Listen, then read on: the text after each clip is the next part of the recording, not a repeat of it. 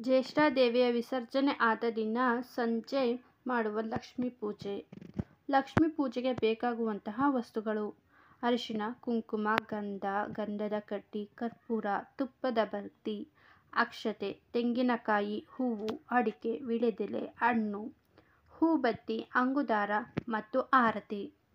ಅಭಿಷೇಕಕ್ಕೆ ಬೇಕಾಗುವಂತಹ ವಸ್ತುಗಳು: ನೀರು, ಹಾಲು, ಮೊಸರು, ಸಕ್ಕರೆ, ತುಪ್ಪ, ಜೇನುತುಪ್ಪ.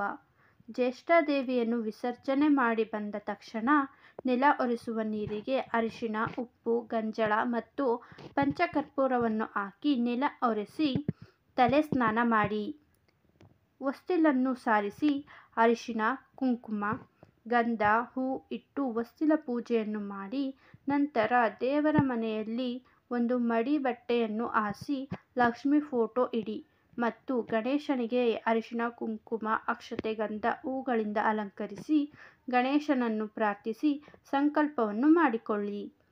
ನಂತರ ಒಂದು ತಟ್ಟೆಯಲ್ಲಿ ಲಕ್ಷ್ಮೀ ವಿಗ್ರಹವನ್ನು ಇಟ್ಟುಕೊಂಡು ಮೊದಲಿಗೆ ನೀರಿಗೆ ಅಭಿಷೇಕ ಮಾಡಿ, ನಂತರ ಹಾಲು, ಮೊಸರು, ಸಕ್ಕರೆ, ಜೇನುತುಪ್ಪ, ತುಪ್ಪ, ಗಂಧಗಳಿಂದ ಅಭಿಷೇಕವನ್ನು ಮಾಡಿ ಲಕ್ಷ್ಮೀ ದೇವಿಗೆ ಅರಿಶಿನ, ಕುಂಕುಮ, ಅಕ್ಷತೆ, ಹೂ ಎಲ್ಲವನ್ನು ಇಟ್ಟು ಪೂಜೆಯನ್ನು ಮಾಡಿ ನೀರಿನ ಅಭಿಷೇಕ ಮಾಡಿ.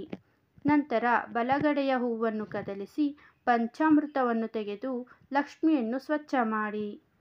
ಒಂದು ತಟ್ಟೆಯಲ್ಲಿ ಅಷ್ಟದಳ ಪದ್ಮವನ್ನು ಬರೆದು ಮಧ್ಯದಲ್ಲಿ ಸ್ವಸ್ತಿಕ್ ಚಿತ್ರವನ್ನು ಬರೆದು 4 ಮೂಲೆಗೂ ಅರಿಶಿನ, ಕುಂಕುಮ ಇಟ್ಟು ಮಧ್ಯದಲ್ಲಿ ಅಕ್ಷತೆಯನ್ನು ಇಡಿ ಮತ್ತು ಕೆಳಭಾಗದಲ್ಲಿ ಓಂ ಮತ್ತು ಶ್ರೀ ಅನ್ನು ಬರೆಯಿರಿ.